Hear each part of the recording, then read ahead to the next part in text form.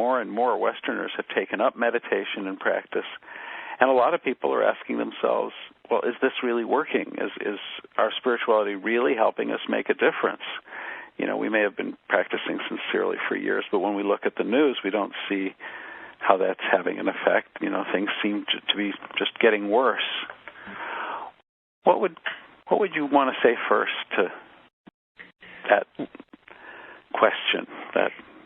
Yeah, well, I certainly understand the question. When I was first drawn to spirituality in my late teens, part of the draw was, I think, something that a lot of people, when they're young, they look around themselves and we notice that the world is kind of crazy in a lot of ways. The adult world, you know, and it has a certain amount of destructiveness, or as the Buddhists would say, the normal amount of hate, ignorance, and greed.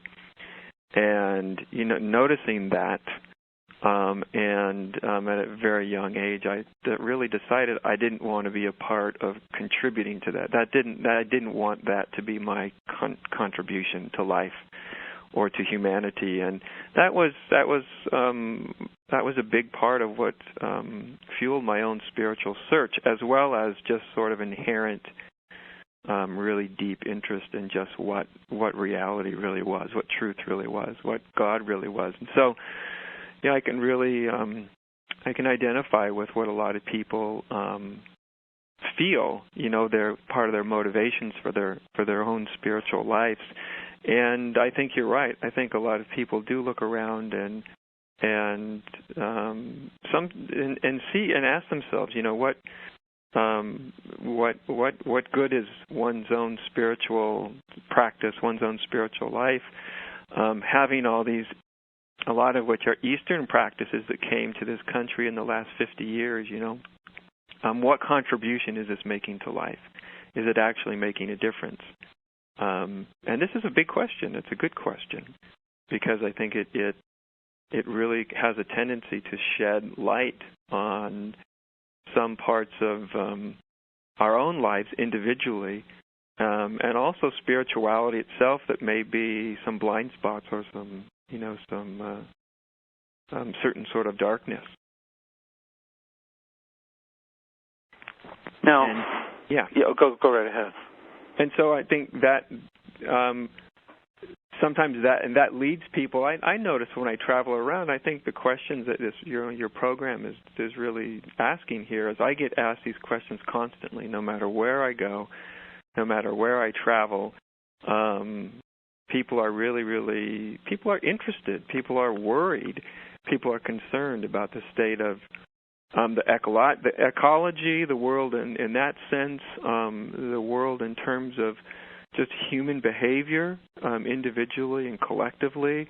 And there's often, I've noticed sort of a growing sense of a combination of sort of a fear of these really big issues, these really big questions that I don't think we've faced before, like ecological crisis and our capacity to destroy ourselves, and, you know, the kind of violence that's on a very, very big scale.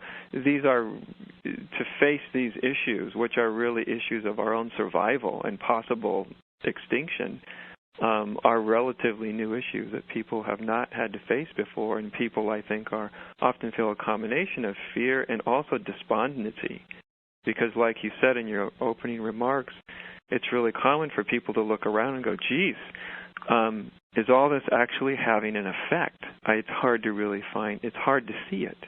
You know, on the outside, it's really hard to see it. Yeah.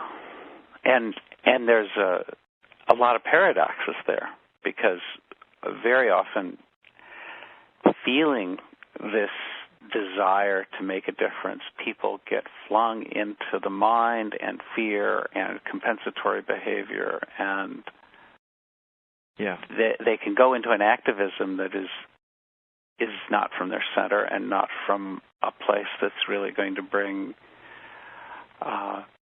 clarity into the world very well. It seems that is at least as I see it, that is the predominant gift of spirituality, is it addresses what you're talking about in the sense that when any of us act from a divided state, a state where it's either or us against them or me against, when we are operating from that energy, it's sort of an emotional center that operates. Really, no matter what we're doing, we're then projecting and being motivated from, and will actually put into the energy field a divided state, a divided energy, a divided consciousness. And spirituality, I think it's one of its greatest gifts is to find that place inside, that place that is not divided, that's actually unified, where we actually, not just theoretically, but actually see it, feel it, know a real non-division. So even with people or viewpoints that we may be opposed to, that we may see as very destructive, I think it's very, very important that the people who hold viewpoints that are different from us, whatever those may be, that we have an access to a place inside where that doesn't cause us to go into division and reaction. Because then as you said, all of our contributions, all of our efforts to make a difference, like I said, if we're coming from a divided place, we end up with division. It doesn't seem like the universe measures or even receives our good intentions. It seems what it measures is actually what we do, and whether it's divided or not divided. We can have a really great intention, but we can actually still be very divided in the way we try to live that out. Yeah. Or sometimes even messianic in the way we try to live that out. Oh, yeah. And fanatical and yes. and really a source of a harsh energy, exactly.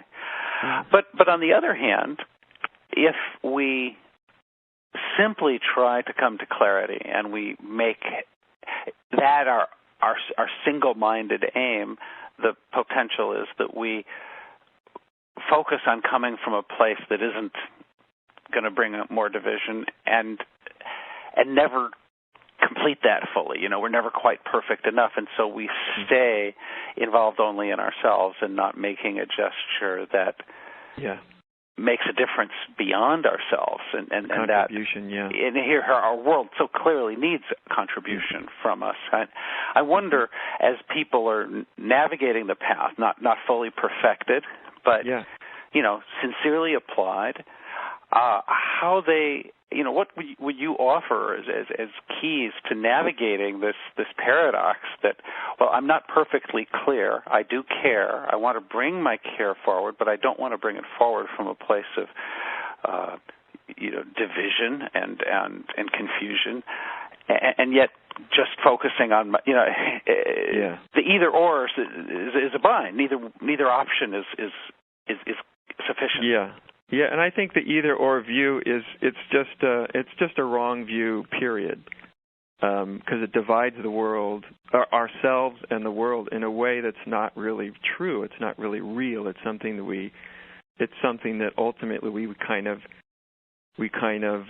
image into a perceived reality.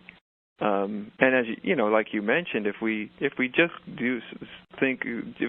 simply do an inner journey, and we exclude the exterior life, as I've seen it, we're not actually even doing a very good job of an inner journey if we're actually excluding what we think of as exterior life.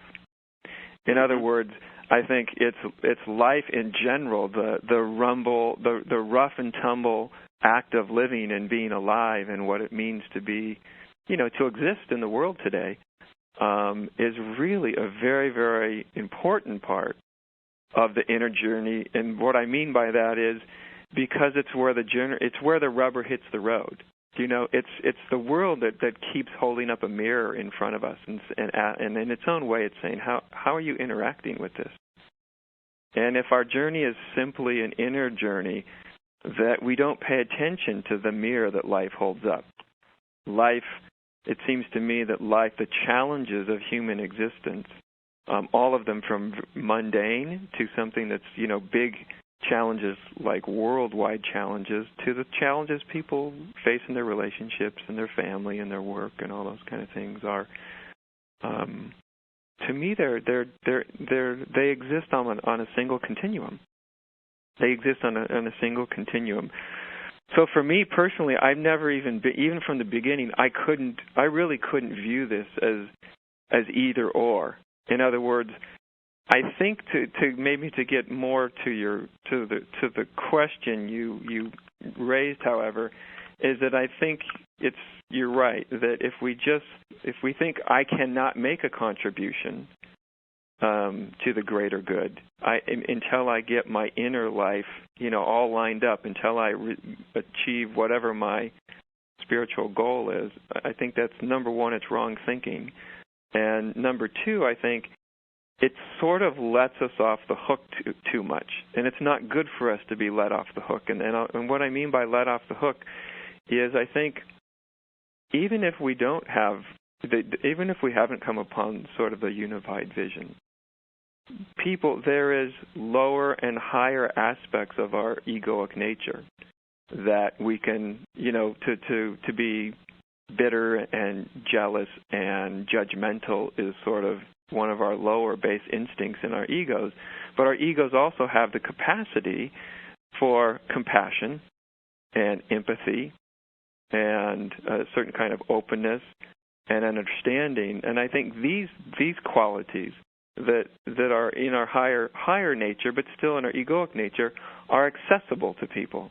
If they're sort of, if and when they reach the state of sort of a mature human being, that these parts are actually, these aspects of higher ego or higher self are accessible really to anyone, I think. And they kind of call on us to act from. It seems life is always calling us to act from the best within us. And that's where I think that the outer and the inner are important, because I think a lot of people that are listening to our discussion have had the experience of developing an inner spiritual life, and then the outer life doesn't match it. And there's often good reasons why it doesn't match it. And one of those is often we're just not paying attention to the mirror that how we interact with life, how it images who we are back to us. In other words, if we can get into a nice blissful state in meditation, but we can't get along with the people that were around us, or our marriages are collapsing, or we don't know how to interact with our children, or these kind of things, those are really important clues that our spirituality has become too inner, if that may make sense. Yeah. Has the danger of becoming narcissistic if it's taken to the extreme. Well, if we extrapolate that, is this incredible breakdown? We've had this recently, a financial crisis, and that's affected a lot of people very directly. There's obviously a tremendous environmental crisis that's really much more serious that is the context for that. There are culture wars going on within America, within many countries around the world, and across the world there are various conflicts, cultural conflicts that are degenerating into wars, and issues with terrorism and tremendous inequality of wealth and issues around that. Are those a mirror that we should be looking in? Are we somehow? I mean, it's much less personal. Is there? Yeah. But it is somehow what's there to look at. How would you relate to that? Is that a mirror? I think it is a mirror. I think it tells us a lot about ourselves. I mean, about ourselves collectively. But I hesitate to even use the word, it's a mirror about ourselves collectively, because it kind of lets each of us individually off the hook. You know what I mean? Right. We always think, well, I have a different vision from that. so I'm not part of, and there's a truth to that. But I think it does, the state of the world, if we look at it, it's a very actual, clear mirroring back to us of our human nature collectively, whether it's in a particular state or a particular nation or a particular country. It sort of mirrors back. And I think that mirroring back is something that, even if in our minds we think, I'm not part of what's contributing to that, I'm doing something different, I think it's still useful to look at that mirror and to use it and say, can I find that inside me? In other words, can I find that a level of fanaticism within myself? Do you know what I mean? When do I become a fanatic? And we may not be strapping bombs onto ourselves and going and blowing people up, but any person at any moment in time may grasp onto a fanatical, really fixated point of view, or we always think that it's the other guy that's a fundamentalist, but the mirror is back as, wait, can I actually look and see, do I have fundamentalist ways of moving in the world that may not be overt, may be subtle, but actually may really tell each of us individually something that's very important for us to look at, So that even though I may be, what about an individual who's working with dispute resolution and is really understanding the views of others and in many ways has devoted their life to a kind of moderating, being a moderating force? They certainly have it within themselves, I'm sure, and probably, if they're doing their work well, have located that. Yeah. But they really are behaving in a way very, very different from, a terrorist religious fanatic. Mm-hmm. And yet their world is somehow mirroring something. I'm curious how to read that, because I can see how in some ways we could all see, maybe we have some of these different themes, that we're consumers and that we're wasteful and that we're, fanatical in some part of ourselves, or that we're willing to kind of play the system to our advantage. Everybody else is doing it, so people cheat on their taxes or whatever. We have addictive tendencies. Everyone can see patterns outside themselves, inside themselves, but how does that translate down into being, to getting right with God, kind of relative to this huge, larger pattern? How do we come together in a new way? Does our spiritual sangha begin to become, do we admit do we get more tender and intimate and transparent and it would true? It would be nice, wouldn't it? And occasionally that happens, and I think that's another one of the things that is happening. That as much as we human beings seem to try to keep walls of division and boundaries up, that one of the revolutions I think that's happening, which is a good revolution, is that spirituality, for lack of a better word, but spirituality is breaking free of its confines. That has a positive and negative aspect to it, but it wasn't until very, very recently, less than 100 years, since that spirituality is itself breaking free of its sort of strict religious confines. In other words, up until very recently, if you were going to really engage in a spirituality, it was going to go through the medium of a religious point of view. And like I said, that there's a lot of good things about that. There's a certain amount of checks and balances. But one of the revolutions that's happening is, I think spirituality is itself breaking free of those boundaries. People 300 years ago, 200 years ago, and before that, if they had a real deep calling, they would think it would be almost assumed you'd have to end up in the ashram or the monastery or change and there would your life behind. And in those days, you would live in a culture where it wouldn't be like, which one are you going to go into? Everybody went into the local one. Yeah, it was assumed. Something. That's right. That's right. It was assumed, and it was supported. So that's one of the things in our culture, I think, that I find that people engaged in deeper forms of spirituality, and this is a little bit different question than you brought up, but if you're in the right environment and your spiritual unfolding then has a context to hold it and supports it. But what I find is now you have people with a very deep spiritual calling, very deep mystical calling, and yet, they have 8 to 5 jobs, and they have families, and they have children, and they have wives or husbands, and they have these very complex lives, and a lot of times those life, it's not a nice, easy, or supportive container for the kind of transformations that happens inside of people, and that's one of the sort of unspoken secrets of spirituality today is that that's one of the difficult things people face.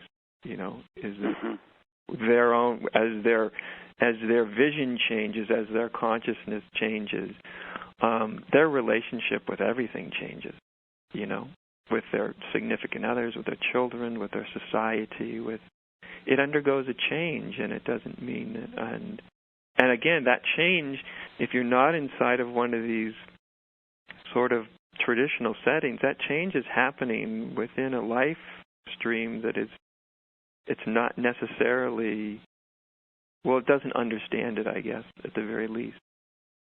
So people have, that's a challenge, but I think to get back to what you were mentioning, I think part of this revolution that spirituality is breaking free of some of its boundaries is that the boundaries are getting much more porous, right? We can talk to each other now across religious lines and across different spiritual points of view. And I think those lines of demarcation, those boundaries are getting more and more transparent. And I think that's very, very, that's very positive, but I think it's also part of the reason for some of the culture wars we have. Is because things are getting transparent, because even religiously and spiritually things are transforming themselves, that brings up a certain kind of fear, of trying to hold it all together, which I think is where some of the fanaticism comes from. Because in some ways, this freeing up and breaking down of structures is not always a completely enlightened Buddha transcending the limit, but perhaps somebody with a lot of unhealed pieces kind of banging around in a more chaotic way that really does seem like it's going to erode healthy foundations of order that people are feeling almost a moral obligation to defend. Yeah. Right. Yes. Yes, and any transformation, personal or within organizations or communities or bigger communities, world, transformation, as far as I've seen, is by and large, it's sort of a bloody, messy process. And when I use the word blood, I don't necessarily imply that, people are always dying, although people do die for this kind of stuff. But I mean, even within one's life, it's not a...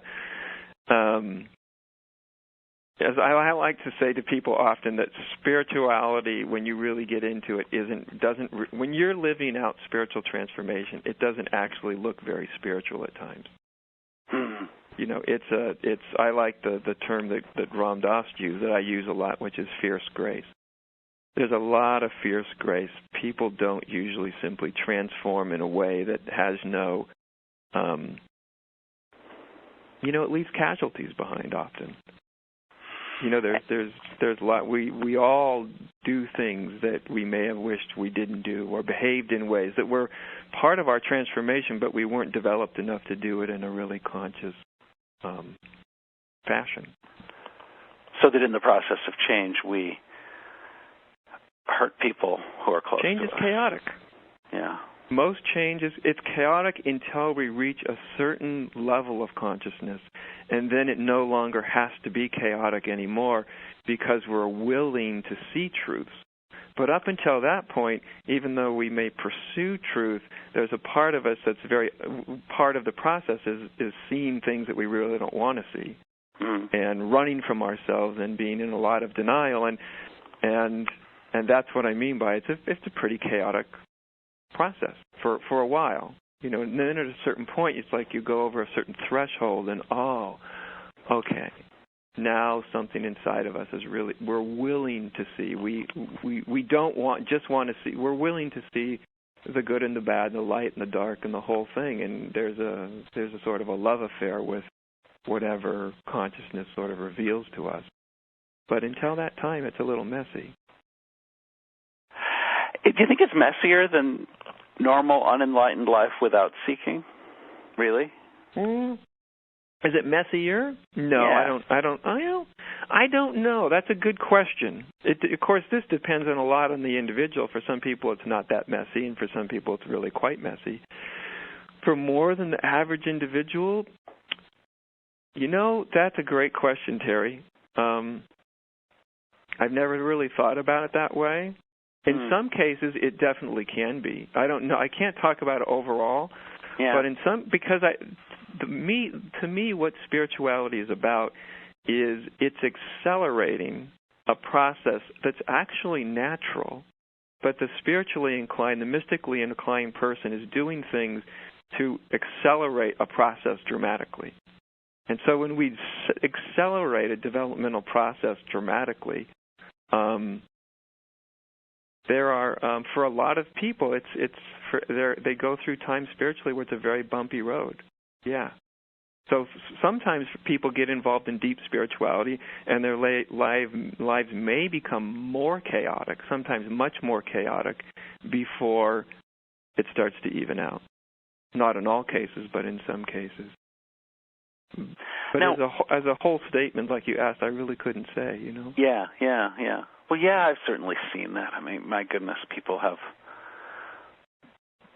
huge blowouts where the compromises they're making in their marriage or their intimate relationship are no longer sustainable, and then things get disrupted tremendously. I've certainly seen it a lot, but I think that there is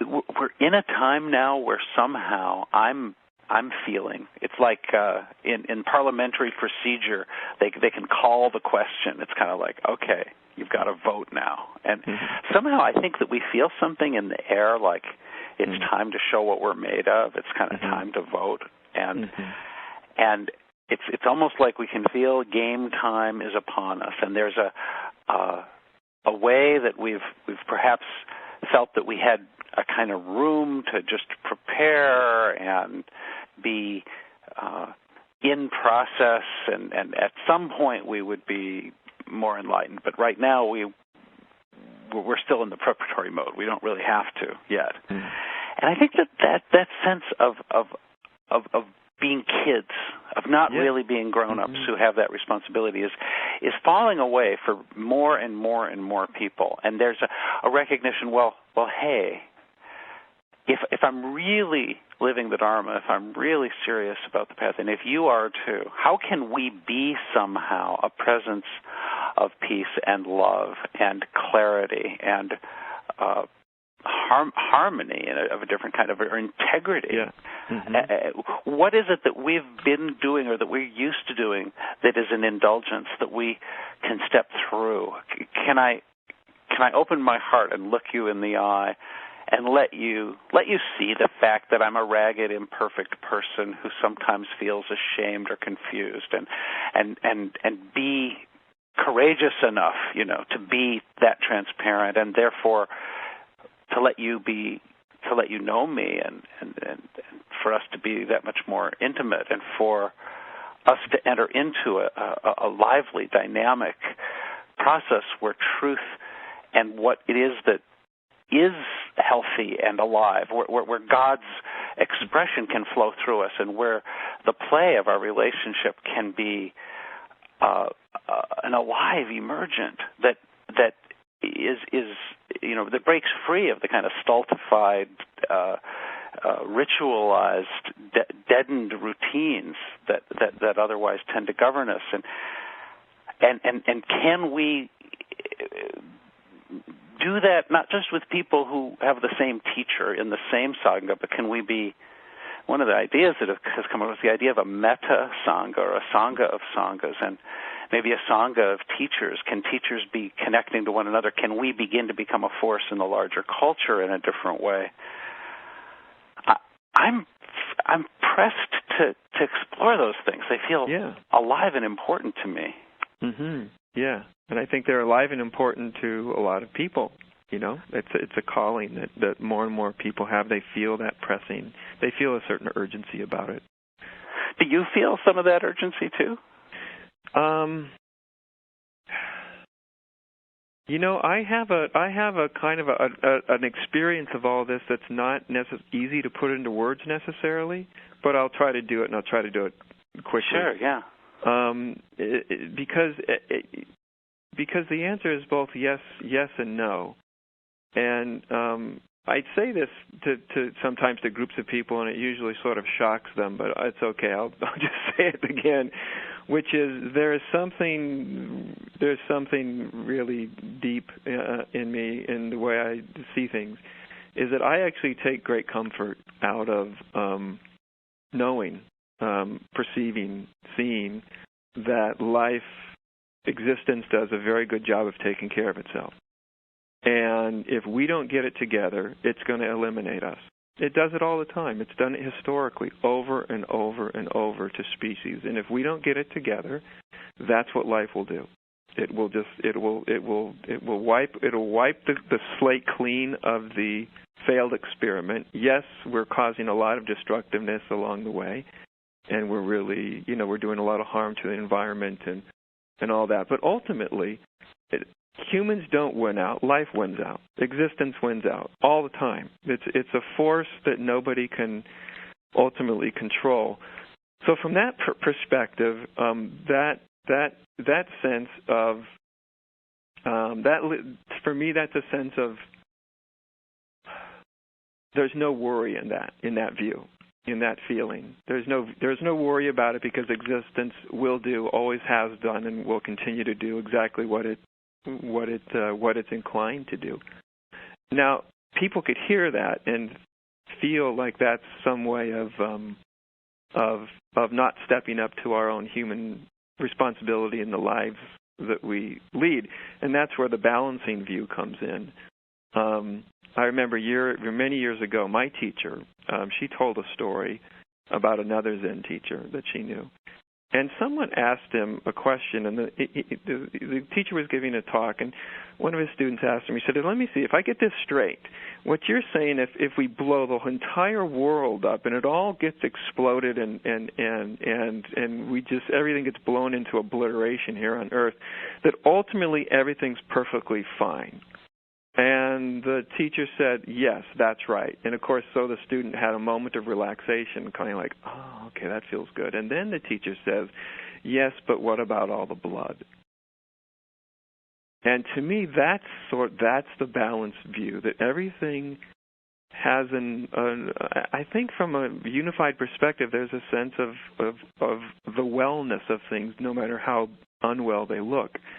But if we attach to that view of wellness, of okayness, that everything is ultimately okay in the sense that existence continues on, if we attach to that and only that, then that becomes its own kind of delusion, And what this teacher was saying is, yeah, that's true. But what's also true is the blood. It's the suffering. It's if you hold on to that view and you become callous and you don't play your part and you don't step up to the plate, then it's a lot of suffering, human suffering, nature suffers, the world suffers, or everything suffers if you attach to the view of all is well.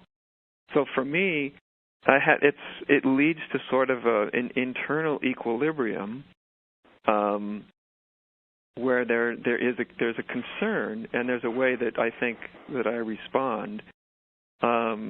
But it doesn't get too out of balance with everything's okay. But neither do I don't feel what a lot of people feel around me, which is a sort of fear and anxiety and nervousness. I see what's happening, and I see that we're called to respond to it. And I don't think we need the fear and the anxiety in order for us to respond. I think we can respond simply from what we see. But that's where I differ. I don't feel anxious about things. I don't feel nervous about things. The concern is more of just the compassion of the tremendous suffering that ensues when we abdicate our lives, when we abdicate our true higher nature. Because I think it's easy to do. We abdicate it. We either get lost in trivial things, or we abdicate it by hiding in spiritual things or spiritual viewpoints. And both are forms, I think, of abdicating of our true potential. So I do think we all have a true potential. I think what you're talking about is I hear, people do feel the need to come together on sort of a meta level.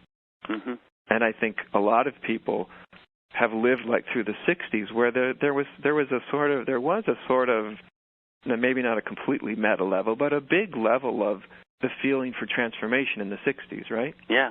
And I mean, it was the biggest sort of movement for transformation probably since the revolution that we had in this country. And yet it was it ended up to have a lot of elements. It was very adolescent, right? So it ended up having lots of qualities of self-indulgence and, and eventually got hijacked into drugs and narcissism. But at the core, there was something that was seen that was really important. Right. And I think we're seeing it again now. We're seeing it from a different vantage point because it's no longer just about, love and freedom. It's about survival now. That's a powerful element that's added. Right. And I think what we see once again, we are seeing, I think, hope in a little more mature way. We are seeing the necessity of the sort of the perspective of us and we. That's what we're called to is a vision that includes lots of people and lots of different viewpoints and perspectives, but maybe with a similar concern, in their heart, a really similar motivation. Well, yeah, what arises for me, and this is something I've been talking about in this series, is that I think that I have had, maybe I'm karmically disposed to a kind of sense of service or activism, but I felt that quite strongly as a young man, but it was really all based on my anxiety and my own bewilderment. And after I realized that I was just going to recreate that anxiety through whatever activism I engaged, I turned pretty much 180 degrees around and really focused simply on my own transformation, on becoming someone who could be a source of clarity. And after quite a long time of being focused in that way, several decades of serious practice, I began to feel a different kind of activism that was based on I just had a trust of being that was at a different level and a kind of well-being in myself that left me not anxious in quite the same way about everything, not always projecting that anxiety first. And now I feel a kind of passion that it doesn't feel so personal. It just feels like life is on the move and it needs to do things now, and how can I help, kind of. Yeah. And like these conversations that we're having, the one you and I are having right now, it's part of an exploration. So you've been a very powerful voice of clarity for so many people. Many people I know have felt really liberated from their concern in many ways and some of their confused thinking patterns into just the simplicity and the kind of the limpid clarity of the present moment. And yet most of the people I know who've entered into that kind of seriousness of awakening haven't found a way to fully activate their sense of civic or communal, gee, how can I help? I'm not sure I'm doing everything I could, I think is what they would say. I feel like I need to look at that more, or I need to self-actualize more in order to really give my gift more fully. Probably would be the best way it might be said. And so I find myself wondering, well, don't you feel like, yeah, we're involved in something that's alive, and even though in some way I've touched into something fully liberating and I don't really have questions, in another way it will keep changing, every moment is fresh, and maybe we can show up in new ways, and maybe spiritual practice itself can evolve, and we could even be a different kind of Sangha together. Does that arise for you? I'm just really living this question. No, I think these are great questions, and I think that we all have our own different ways of responding to them, and our own calling. And for me,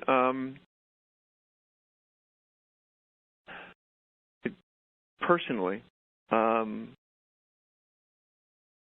I'm just for like in my own teaching, I'm basically called to do what I do.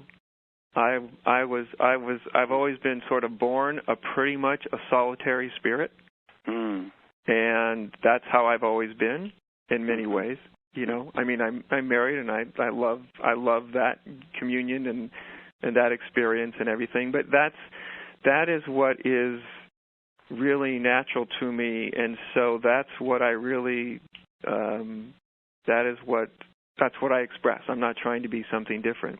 But even within that, everything we're talking about is very familiar to me. Familiar in the sense that I've thought about it, I feel about it, I see it in people. I try to encourage. I do not try to make people like I am. I try to help them find the common spiritual vision, but how they are going to ultimately play that out, I think is part of what I kind of call discovering one's true spiritual autonomy. I think true autonomy on any level is usually hard won, and it requires a lot of standing up in your own two shoes and taking responsibility for whatever your vision actually is. Right. And then go out there and engage it, whatever that happens to be. Because I think the world. It seems to me the common thing in nature is diversity. It's very, very, very diverse. And there's one thing I thought of when you were talking, and I love what you're contributing to this conversation, because you have a real clarity that you're bringing to it, I think, too, in a way of voicing what I find a lot of people actually feel out there. But I often ask people from the very beginning, it's a really common question I ask people, especially if they get stuck, like wherever they're stuck, spiritually or in how to respond to the world or in their relationship or whatever it is, I always ask them, what do you know that you really, really, really don't want to know? Because I think often we know things deep inside, like we're called to something, let's say, but we don't want to know it because it's not convenient, because it calls something from us. It calls from us to respond, right? It calls from us to get up out of our state of lethargy or fear or whatever it might be, and to actually do something. As one Zen master said, it's not doing nothing, it's doing nothing. Which is very different. Which is, I think, a very important distinction in spirituality. But I think people, when they're brand new to spirituality, when they just kind of walk in the door, and that's a question I ask them. What do you know that you really don't want to know? What do you know? Because they usually assume, okay, I'm not enlightened, therefore I'm not really allowed to know anything yet. Do you know what I mean? Yeah. The teacher is, the guru is, they know everything, and my sense is, no. You don't ride on the tail, on the coattails of some enlightened person to enlightenment. It's not how it works. That's what all the unenlightened people do, right? Mm-hmm. That's not what Buddha did. He went out in the forest. He went out into his aloneness. Jesus went out into the desert. I mean, these people. Yeah. They weren't, they had influences and spiritual influences, but ultimately they found a spiritual autonomy that was quite powerful. And I think even before we find the autonomy, I think it's useful for us all to really look at what we know that's not convenient or easy to know, because I think that's the source of a lot of our bigger mega problems is we know things, but we just don't act on them because it's difficult or it's not convenient or it might ruffle my life or it might ask me to do something that stretches my comfort zone. And so we don't ask those questions. We don't really look at what we know that we don't want to know. Mm-hmm. I find it's the best question to ask when you feel like when you're stuck. What should I do? I don't have the answer. On whatever level it's playing out. Just ask yourself, but what do I know that I desperately don't want to know? And I've never asked somebody that question, not once yet, that they didn't look like somebody just hit them with a bullseye right between the eyes. Not once have I asked that question to somebody and they just came back and said, well, I don't know. They always have that caught in a deer, a deer headlight look, and it's like, oh, that. Yeah, that. Whatever that is, that's what you're being asked to pay attention to now. That's what you're being asked to respond. That's what you're being asked to come out of hiding behind. Everybody has it. Yeah, you were kind of saying that in response to this stuff that I said about this sense of urgency that I was feeling. So are you in some sense saying that by bringing this question forward, I'm kind of asking everyone, all the folks who are listening, who are participating with us, and myself and you and everyone, that I'm asking a question like that, like, okay, gang, what do we know that we don't want to admit we know? That's right. Uh-huh. Yeah. Okay, got it. Exactly. Because, gosh, if we let ourselves know, we may not know what to do with it. And that's okay, but that's a lot of the reason that we don't even ask the question, because maybe we'll know something that we go, but what do I do? Or, God, that kind of frightens me. Or, oh, my God, I have to do that? Not that. Do you know what I mean? Yeah, I and totally that's know on a what you big mean. level. The very first time I ever gave a talk on that, Terry, I was actually in Hawaii. This was years ago. And the next day, a guy and his wife came back. They had been there and heard that talk. The next day, they showed up again in the evening. And the gentleman got up and he started to tell me, he said, when I had to look at what I knew that I really, really didn't want to know, he said a lot of stuff came up about my marriage. And he said, we are in the process of getting a divorce. And he said, but when I thought about that, he said, I went home and I thought about that. And at one point he said, I just got my courage up and I sat down with my wife and I told her the things about our marriage that I knew, but I really didn't want to know. And he said, and then she started telling me, and he said they stayed up till 4:00 in the morning. They'd never had a talk like that in their lives, where each person was allowed to say what they knew, but they were really afraid to say it because what's going to happen? There's no security when we start exploring that way and talking that way. And so he came up and gave me this report, and he said, we still don't know what's going to happen, whether we get a divorce or not. But he said, we've actually entered into a real dialogue for the first times in our lives. And they'd been married like 20 years or something, 15, 20. And so, whether it's something that's kind of personal with one other person or like we can do when we're talking here, when lots of people are part of the exploration, whatever level it takes place on, I think it has a certain There's a power in it. And it's a way that we all have to acknowledge that we're actually much more, we each have much more in us than we like to admit. You know? Yeah. We each have much more in us than we're comfortable with it. Because if we admit it, then the next question comes up, okay, am I going to start to inhabit that?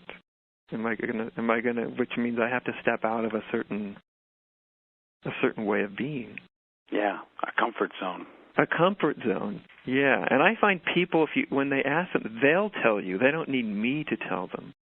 They'll tell themselves. They'll find out what it is, and that's much more authentic, you know, than somebody telling you, here's what you need to know, you know, individually or even collectively.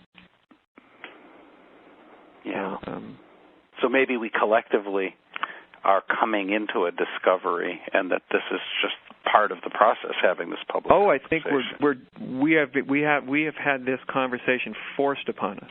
None of us wants to know that we're destroying our planet. Right. None of us wants to know that we don't yet have the answers to fanaticism and terrorism, no matter where it's coming from. We don't want to know that, you know, our society you know, seems to be coming apart at the seams in many ways. You know, in many important ways. We're very, very fractured.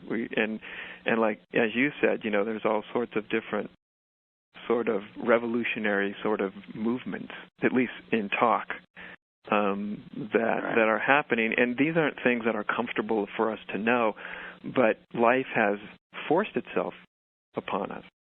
And we know them now because we have to know them. Certainly there's still people that are trying very hard not to know them, but more and more people are going, oh my God, I know this. I have to know this. Life is showing it to me way too clearly.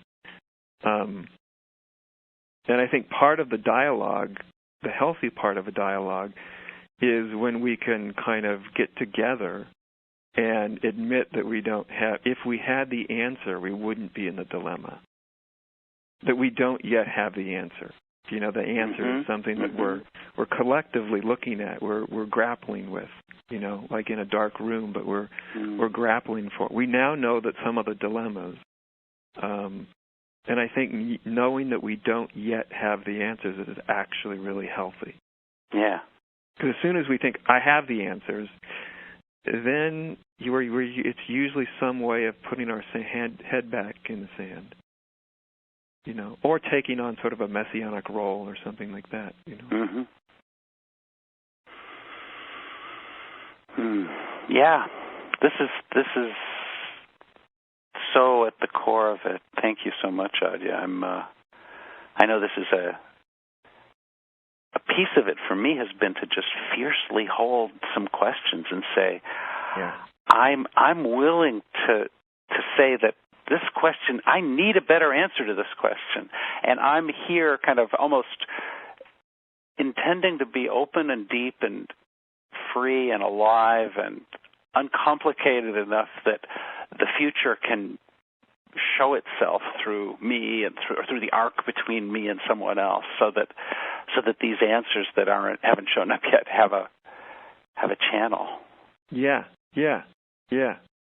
And I think sometimes there's a channel where they show up to us instead of me. Right. I think that's a bigger way of questioning. It's sort of a bigger way of finding an answer. I've always been really fascinated by that process when there's two or more people that are interested in truth. What's true? And they both sit down knowing that they don't quite know it yet. But in part of a dialogue, all of a sudden, it's like it just shows up, right? And when it just shows up, everybody knows what it is. There's not disagreement when it actually just shows up. If if the people in that process, I've noticed, if they're just interested in the truth, no matter what it is, whether it's good for them or not, it's amazing. It shows up like a thief in the night, right?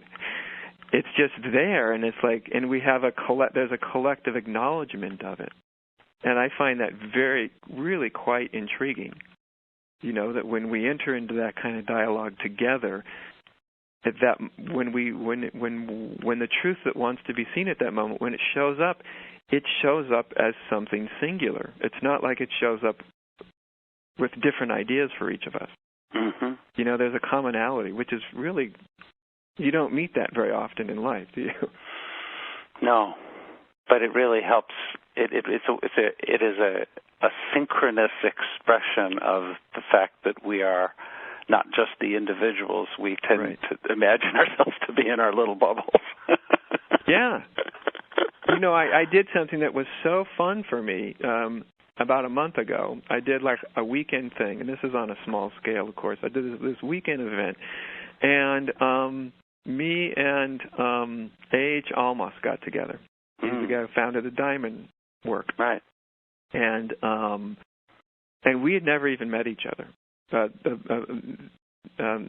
Tammy Simons, who runs Sounds True, likes both of us, and she said, I'd like to get you guys in a dialogue in a public forum. And we both knew of each other's work and had respect for each other's work, so we both said, sure, let's do it. And we literally never met until maybe 10 minutes before we were going to go on and do this day-long event. And the fascinating thing, the beauty of it was, unlike other things when you kind of often teach with other people, is that he had a love of discovery. And that's what we shared. The love of discovering what was true, what was real, the love of exploration. And I think that's such a key to all this, the love of the exploration.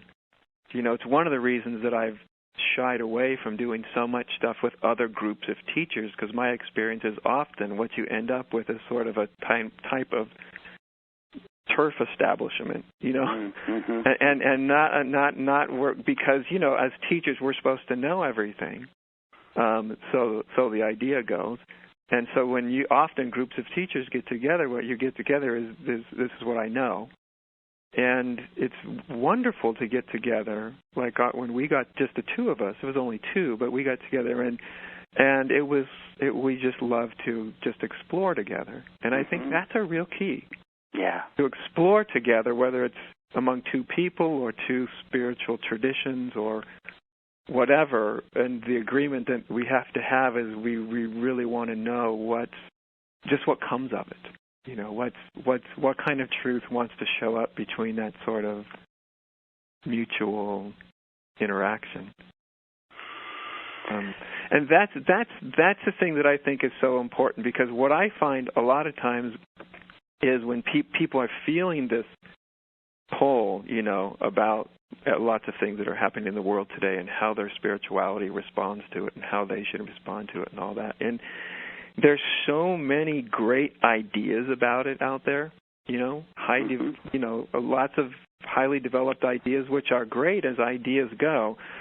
But what I often find is the dialogue has a tendency to stay on the level of ideas.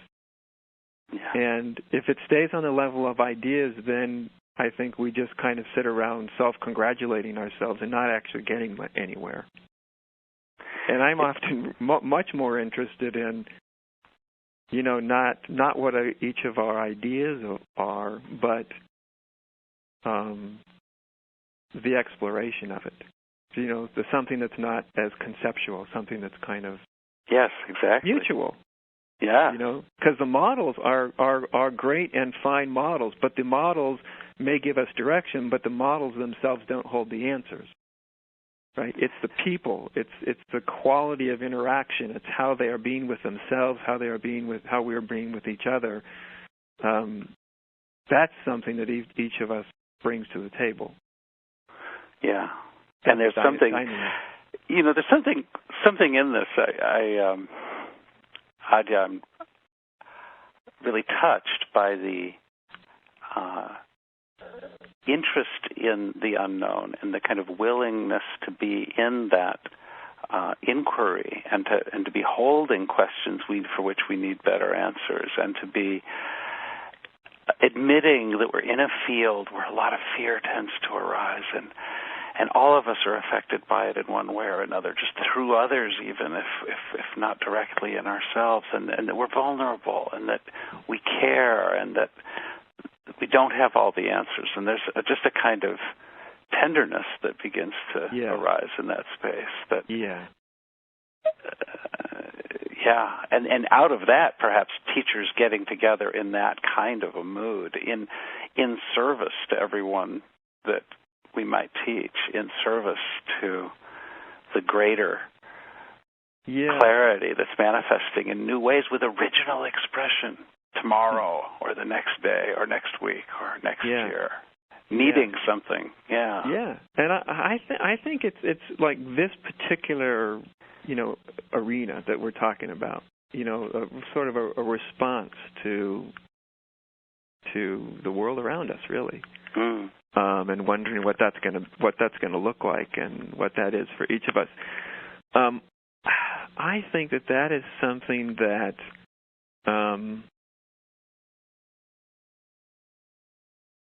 I think it's very important that it's not too teacher-oriented, spiritual teacher-oriented. I think the spiritual teachers have a part to play, but I think if it gets, when things get too spiritually teacher-oriented, the audience gets left off the hook, and the teachers are doing the exploration, and the participants are doing the following, and there's a real usefulness in that, but I think the really important thing with this, I think, is for each person to kind of step up to the plate themselves and ask the questions themselves and amongst themselves, and have a dialogue that doesn't happen when there are authority figures around, because any authority figure changes the dialogue simply because they're present in the room. But I think that these kind of this way of like living with these questions rather than grasping the answers is so vital for people. People ask me all the time, what should I, they come to a retreat or something, and they say, what should I do when I go home? And I'll say, what should you do when you go home? Tell me. Not forget about the huge picture. Tell me the next thing that you know. You know what I mean? Yeah. And I think that's what we keep skipping over. It's the next thing, the next step. We always I want the whole answer. I want the whole enchilada. I want 10 steps down the road. I want to be I want to evolve. I want to operate from a state that I'm not even in. People pretending themselves beyond their own evolution. I always think, forget about that. Just what are you called to do? What do you know? What do you know that you know without anybody telling you what you know? And what's here right now? Yes. Yeah, what's important for you? And I think that's the balance between each of us, individually oriented, and us collectively. And one of my concerns is that I think it's very important what you're talking about. I think it's part of the movement. For the movement becomes more us. There's more us in it, right? Because everything in our world is challenging us and saying this can only be dealt with on an us level. Right. The ecology can only be dealt with on an us level. Fanaticism only on an us level. And that's all very, very true. And I also think it's simultaneously very important that even though these big questions are pulling us into an us level of looking at things, that we don't let ourselves off the hook individually. That we're actually looking individually. What is my response today? To us, we can be in that dialogue, but like I say, I'm always interested in what are you going to do when you go to the grocery store and there's no short lines? What are you going to do with the grocery clerk that is, moving at a snail's pace? What are you going to do, on that level? Because what I find is when you start to look at that level and you find out what your authentic response on that level is, and you let that level mirror back to you what's really going on inside, the big stuff has a way of solving itself. In other words, the clarity on the big stuff comes. But if we're not paying attention to the small stuff, it's really hard to find the clarity on the big stuff. Beautiful.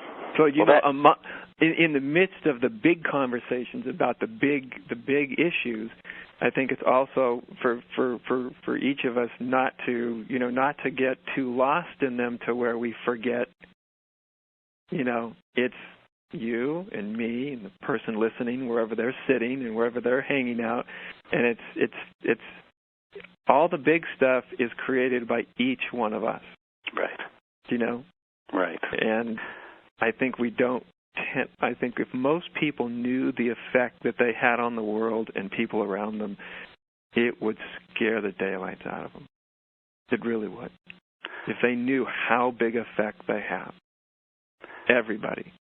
It's just being that clarity and love. Right. Or the opposite. Or not being the clarity and love. Either way, people have an immense impact on the world around them. They are affecting, for positively or negatively or neutrally, everybody around them, everything around them, every part of nature around them is actually experiencing their state of consciousness, where they're coming from, what they feel, what they think. It's being registered, and it's a very important and powerful part of the mix. As I say, I like to remind people, I say, look, this whole transmission thing that they talk about with spiritual teachers, everybody, every single person, you are transmitting your state of consciousness all around you, 360 degrees, 24 hours a day, all the time, and you have no choice in it. That's how it works. Yeah. You're a radio broadcaster for who you are. And do you know what I mean? I think when if we start to feel that, then it's like, oh, okay, yeah, my spirituality, I want to be whatever, enlightened for my own reasons. But then we start to plug into, oh, it's bigger than that. It's not just for my own reasons. It's not. It's wow. It's this. It's a much bigger thing than I ever. Everything we care about needs it from us. Yes, everything. The big stuff and the small stuff. That's so great. Well, Adya, I have let us go a little long here because I have been so appreciating what you've been getting into. But there are a lot of folks who would like to join the conversation. So if you are listening by the web, you've seen that there's an instant teleseminar window, and you can ask questions there. Many of you already have. And those of you who have dialed in by phone, you can press *2 to raise your hand. And to find out more about Adyashanti's work, I want to encourage you to go to Adyashanti.com, where you can find out more about his public sittings, retreats, audios, and books. And you can order his most recent book, which has just been out a few months. It's titled Falling into Grace. And that's Adyashanti.com. Also, I'm happy to let you know, for the first time, we have decided to extend this remarkable public conversation beyond this year. We have kept up a pretty blistering pace since Labor Day, holding 25 public conversations, and we won't be keeping that up. But I will be holding some additional public conversations with spiritual teachers and thought leaders about this edge of awakening and making a difference, this beyond awakening conversation. And I'm committed to continuing this exploration of this vital topic. So there's more ahead. And we have some other exciting announcements coming up. So please stay tuned, and we'll be sending out an email sometime in the next few days to tell you more. Also, please stay tuned, and at the very end of this call, I'll tell you a little more about my upcoming interviews this coming week. I'll be speaking with Rabbi Mark Gaffney on Sunday, December 12th, in just 3 days, and then next Thursday, a week from today, at the same time, I'll be speaking with Integral Enlightenment pioneer Craig Hamilton. And we'll also open up the line so we can hear some of each other's voices as we say goodbye. Okay, getting into the questions and the answers. There are a lot of rich questions for you, Adya. Lovely. Here's one that I think is quite is quite touching. Zandy from Rochester asked, how do I work around an ego that insists that I attain some moral perfection before I can be free, before I can get enlightened? I've grown up with lots of conditioning around my badness. The deep-seated stuff around original sin plays into all this, too. It all got very intense after a particular awakening experience, and subsequent to that, it seems like there's even more egoing going on than before, much of it taking the shape of belief that some sort of moral purity must be attained before I can abide in the self. Can you offer any illumination here? It's a great question, isn't it? Yeah, and it's such a common phenomena, that one has some real transforming insight, and then ego kind of comes back, and often what people experience is the equal and opposite. That's the way I like to describe it. So as open and expanded as you become, it's not uncommon at all. You become equally contracted and dark for a while. It's sort of like a pendulum that many people experience this, and then we have our own unique conditioning that arises in the wake of that. And this questioner's, this sort of this old conditioning about moral perfection and all that. And I think that I think that one of the most important things is to begin to really see how these ideas of moral perfection, and I will be enlightened when I'm sort of morally perfect and all that, is not just first of all, one starts to question them. That's the main thing. Are these true? Is this actually true? No matter who says it's true, is it actually true? So realize that you have the permission and the bandwidth, intellectually and emotionally, to ask these questions. And what starts to be seen is that one of the big barriers to spiritual clarity and transformation is holding on to our ideas of what it's supposed to be like, what it's going to be like, the person that we are going to become. Now it's a sort of a very nuanced experience, because many people can hear sort of, I think, more modern, non-dual kind of teachings that make it seem like,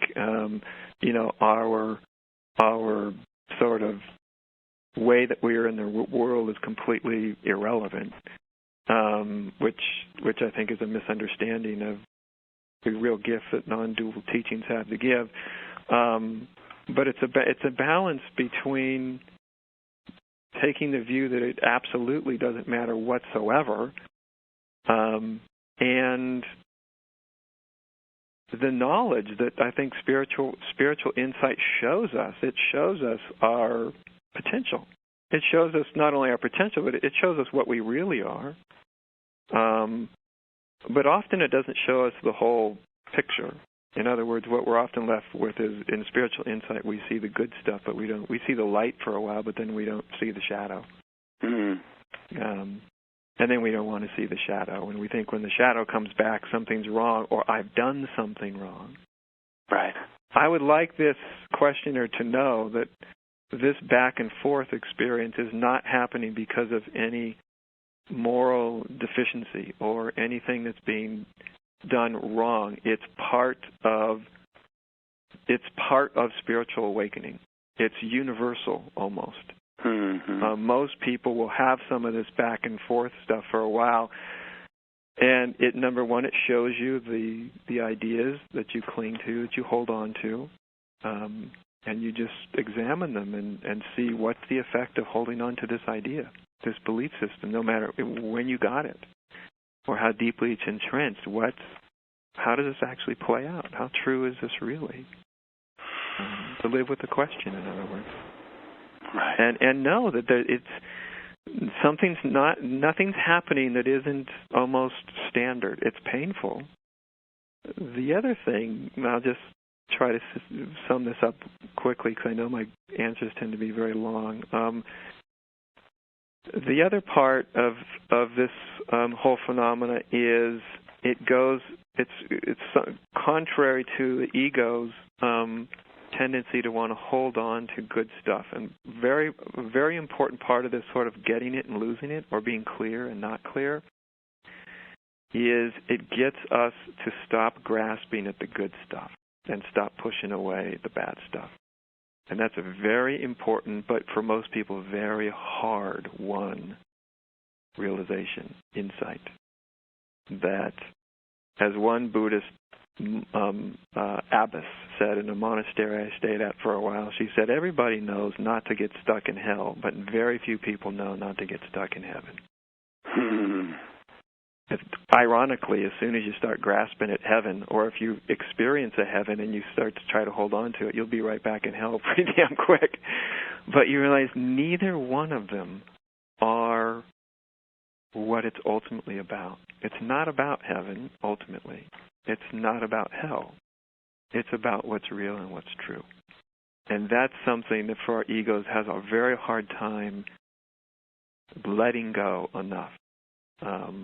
To not grasp at heaven and not push away hell, not grasp at the light, not push away the dark, but to realize ultimately what you come to see is there's something that is neither of those. Includes them both, but is not identifiable as either one of them. So that's a lot to take in all at once, I imagine, but it's such a common phenomenon, such a common question. That's great. Well, I appreciate that. That was rich. We have one more instant teleseminar question before we go to the folks who've raised their hands. Greg Marion from Victoria, BC asks, please share your views on the potential evolution of the satsang inquiry container, where, for example, the hierarchy between teacher and student is much more fluid, where there's simultaneous facilitation by multiple awakened teachers, and where a psychological healing perspective is allowed and invited to unfold during the gathering. What was the first part of the question? Please share your views on the potential evolution of the satsang inquiry container. Oh, wow, what a great question. Yeah. I don't have a great answer. The reason is because the question really never comes up for me. It's a good question. But I am absolutely, completely terrible and almost literally incapable of thinking about things and responding to them on any level of theory. And that's kind of what I would have to do to really give an honest answer. It doesn't mean the question isn't good. It just means it never arises for me. It just never. I simply do what I do, and I don't look at the bigger view of a satsang movement and what it can become and what it may serve and how it may evolve and how it may change. The way I've done it is evolving and changing all the time. It's changed since the beginning. When I actually started to do it, somebody told me, they said, "You're doing satsang," and I said, "What's that?"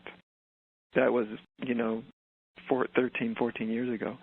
I had no idea. It just sort of evolved into a certain form. But that form and how I interact with it, it's always evolving, but it doesn't evolve because I'm wondering or trying to get out in front of it. It's one of the things I've learned. I never try to get out in front of it because it co-opts it. That doesn't mean it doesn't evolve and change. It does. It lives and breathes for me, and I probably imagine it's doing that for lots of people. But I can't answer it because I can't. It would feel like trying to get ahead of the game, and I'm not a visionary person at all. People think I am. They imagine I am because some of the things I do or whatever. But actually, my whole experience of this is like I'm on the caboose, holding on with one hand with my feet flying behind me as the train's barreling down the tracks. And the only as far out in the future I can get is I wonder what it'll look like tomorrow. and really, really glad that I don't know, but always really interested in finding out how it shows up, how it wants to show up. So it's a living thing for me, but it's a living thing that reveals itself in any given moment, and I'm very not visionary. I can't get out in front and direct it, or even really think really coherently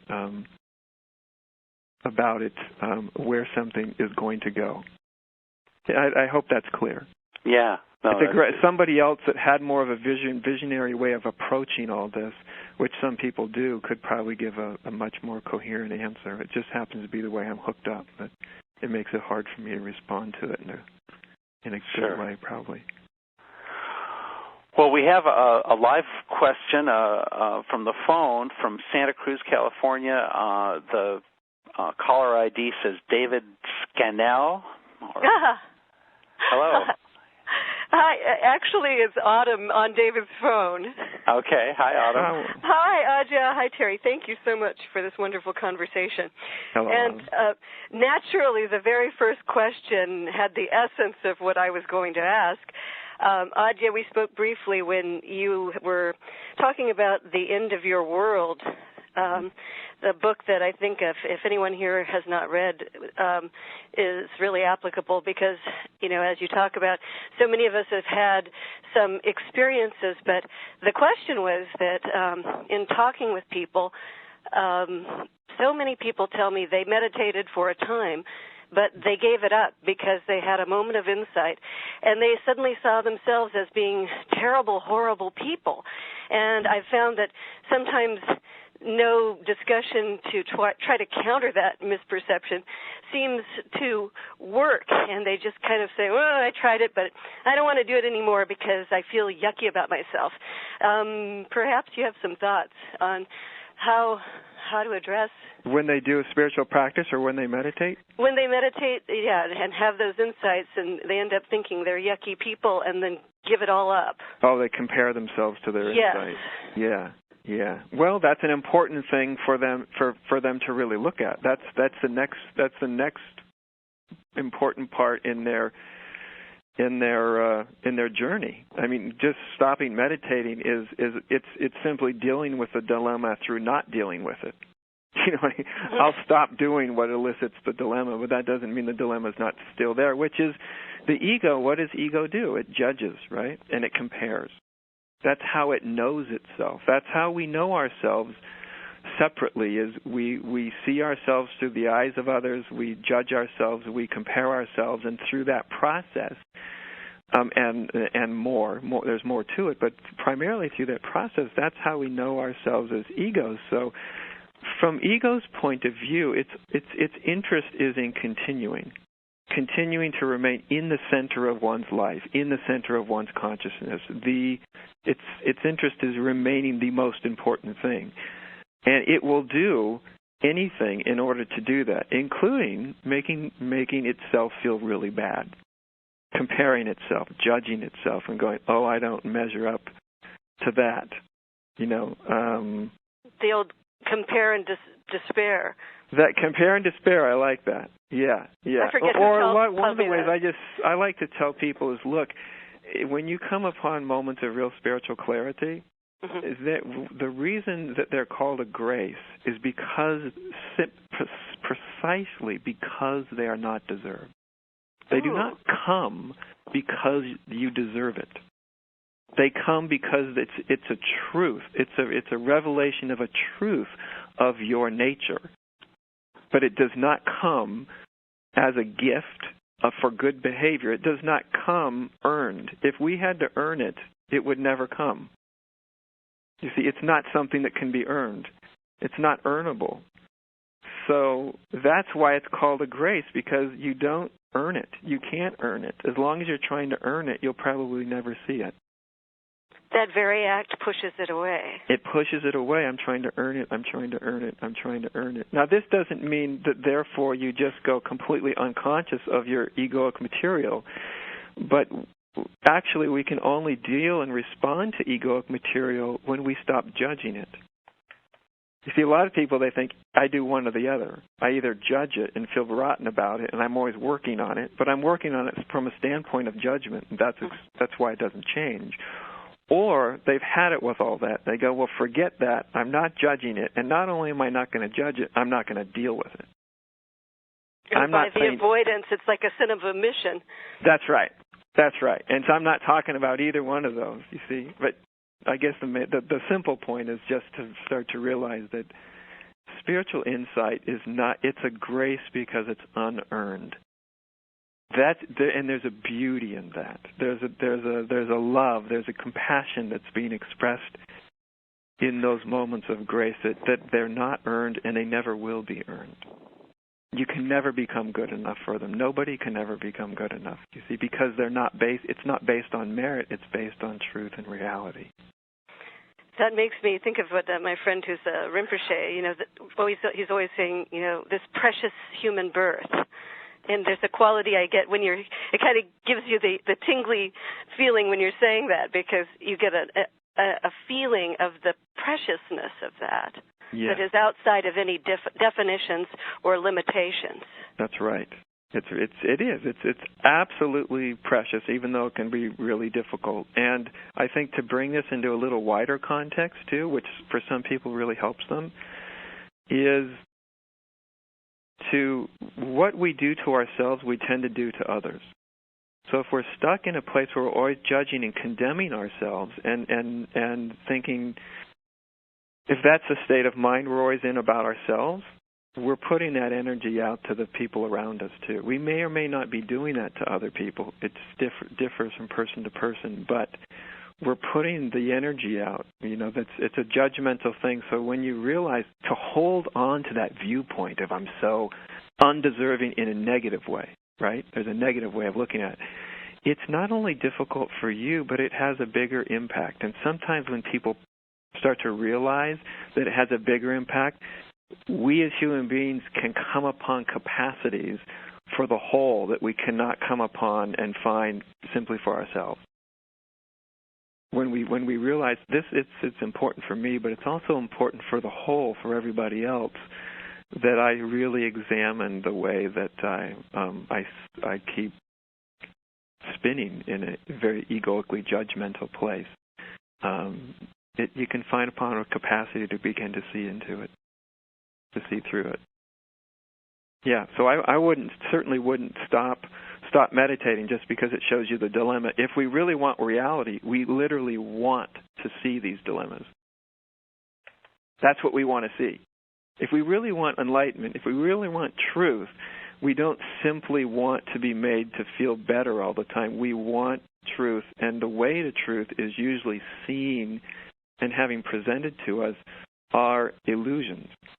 And an illusion is very different than a judgment. Judgment is what we do as a way to try not to see our illusion.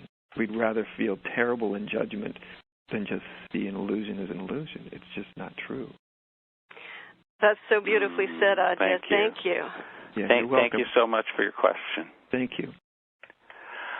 Adya, can we stay on a little bit longer? There's so many good questions. I have no time constraint, so it's purely up to you, Terry. Oh, well, great. Okay. Well, there are people. Gosh, some really fun questions from all over the world. We've got questions from India and Argentina, and gosh, here's one from Phil Reed in Tasmania. Do you feel that humanity has to go through these so-called mad times to actually make true change? Like it's part of the way evolution works, that change happens only when on the brink of destruction? From what I've seen, I think, as I mentioned earlier, it all depends on our state of consciousness. At a certain state of consciousness, absolutely. Unfortunately, it's only suffering that motivates us to move on. And I think probably anybody that's listening can look back in their lives, and we can often see that some of our biggest leaps in our consciousness or simply in our human development come through very, very difficult and trying circumstances.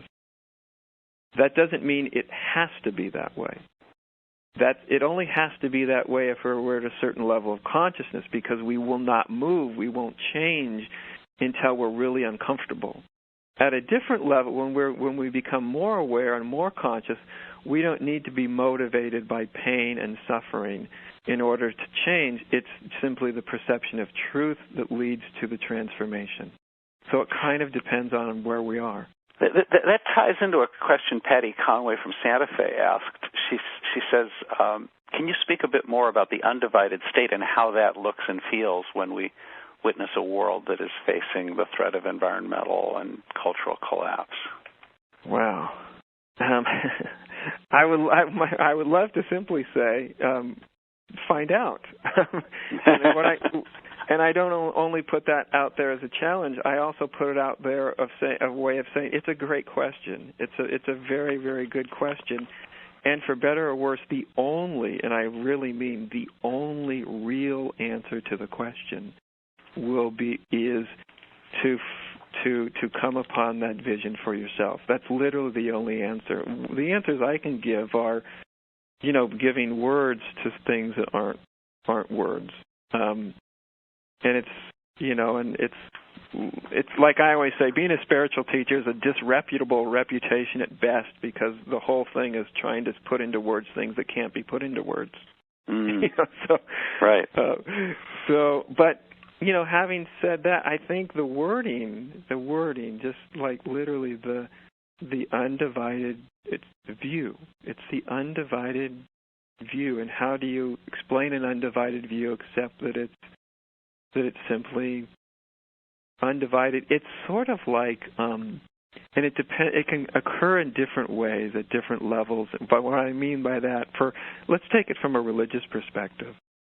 From a religious perspective, or somebody that's sort of God-oriented, theistic-oriented, it may be really actually seeing, perceiving, intuiting, knowing, not as a belief or a theory, but you see God in everything. Everything. From the best to the worst. So a garbage can has no less God in it than the greatest avatar who's ever walked the earth. Seeing that, no, not as an idea, but actually seeing it. It could be, that would be one way of describing it. That would be a way that would be more theistic or religiously oriented. At a little deeper level, it's not just seeing the divine in everything, it's seeing the divine literally as everything. As everything. And everything includes everything. And that is simply a view that's not divided.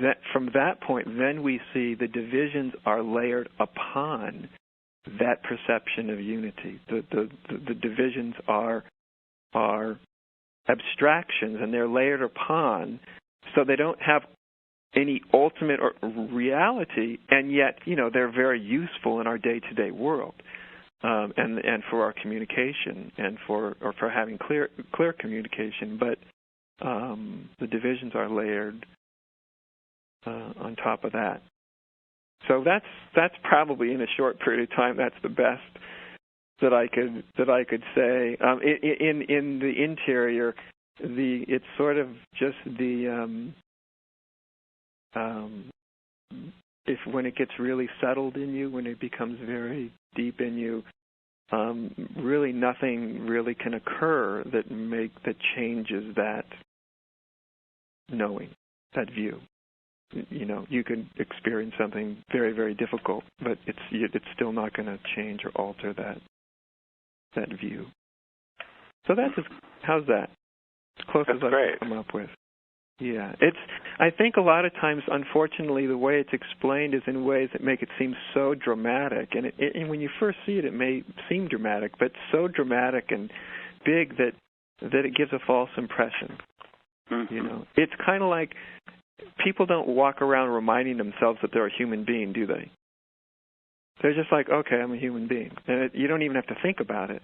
At a certain point, unity kind of takes on a certain ordinariness like that. It's still extraordinary, but it has an ordinariness, like everything's ultimately the same stuff. Okay.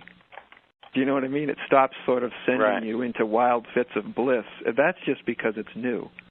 That's all that is. It's, the emotional byproducts in the end are meaningless in the sense that the emotional byproduct has nothing to do with the truth that's seen. It's the truth that's seen that's important. The emotions will fade as the truth becomes more normalized. I find myself hardly able to choose among so many great questions we're getting from all over the world. One of them that I haven't heard you speak on that might be kind of interesting. Francis from London says, is the quality of awakening to our true nature usually different for men than it is for women? And is the way that we manifest it, does it tend to be different? That's a great question. Up to a certain point, I think it's very different, yes. Often. And the only way, unfortunately, is to speak about this in generalities, and because some men will have much more a feminine characteristic to their realization and vice versa. But what I have found is that just as a archetype or as so almost like a stereotype that won't be always true, but quite often, is men are sort of more hooked up towards this sort of ultra-transcendent view. And so the ultra-transcendent view would be, well, transcendent, I think, is the main word. So when we hear various teachings, the world is illusion, and, God alone is real, and all form is inherently unreal, and, only the self is real. And I'm not putting these in a very poetic way, but it's a certain view that's very, very transcendent. That's the focus. That's a very sort of masculine expression of awakening. And it's not always that way, but that often stands out quite a bit. Whereas for women, I think women have a much more, of course, the feminine energy is much more tied in with existence, with life as such, because women are the life bearers, right? They're the life givers. They're the way that life continues itself in a very, very, as only women can know, visceral and very, very real way, and that's reflected often in the quality of their spiritual insight. Women will often see the divinity of existence, whereas men will see the non-existence of existence. Women will see that God is immanent, whereas men will see that God is transcendent. As our vision fills out, it fills out beyond our genders. As it really matures, it matures beyond our genders, and we sort of start to see the other side, right? Each of them starts to develop its opposite, and it becomes a much more whole view. But for quite a while, there is a really different way, and that there's also a different ways that women come into and proceed. I mean, I'll give you a quick example of this. I often get this example of women who have young children, and they'll ask me the question. They'll feel right on the edge of a real big surrender. And anybody that's on the edge of the unknown, of the infinite, they'll know that they can't know anything about it until they let go into it. They know that you intuit it. So it's what scares a lot of people. But young mothers often have a really hard time with that because they're so concerned about their children. I can't let go because I don't know who I'll be when I let go, and I'm responsible for my little kids. Does that make sense? I won't get that kind of question from men. Very, very rarely do I get that question, even from young fathers. But young mothers, I get that quite a bit. You know what I mean? And so you have to recontextualize it, and I have to help them to see that letting go is actually an expression of love. You see, it's not just putting something down. It's not just letting go. It's literally an expression, a manifestation of love and compassion. And when they can see that, then they can let go. You see, that then they can. When we dialogue about it, and they get a real sense of it in their body, when they feel it, then it's like, okay, I can let go for love. The feminine understands letting go for love, sacrificing for love. Whereas the masculine view is they'll have their own hang-ups, but they'll be a little bit they'll be a little bit different. Right. Yeah. So there is, the visions are somewhat different to a certain point. As it becomes real mature, they kind of merge, and even the path unfolds in a different way for a lot of women. Yeah, because they're motivated by different things. Well, I would love to just keep going and going. I'd like to, though, ask just one more before we finish up, and this one comes to us from Argentina, from far away. Barbara from Cordoba asks just a beautiful, simple, open-ended question that I think is a wonderful way for us to complete. She says, what would be the most important thing you could point out for us to remember in our life? Wow, what a nice question. The thing that comes up immediately, spontaneously, is really a mirroring of that question back. It's something that I ask people often, especially when they first come to me. And I ask them, look, what is this all about for you? What is your life about? What is your spiritual life? What's it about? Don't let me define it for you. Don't let me tell you what it's about for you. Forget about what all the gurus and all the teachings said it was supposed to be. What is it really about for you? What's the most important thing for you? I can't tell anybody that. I wouldn't dare tell anybody that. Or the thing to remember. The thing to remember is what's most important. Because that's where the divine spark resides. That's where it lives. That's where it develops. When we're paying attention to the most important thing. That's a kind of a version of asking yourself, what do I know that I don't want to know?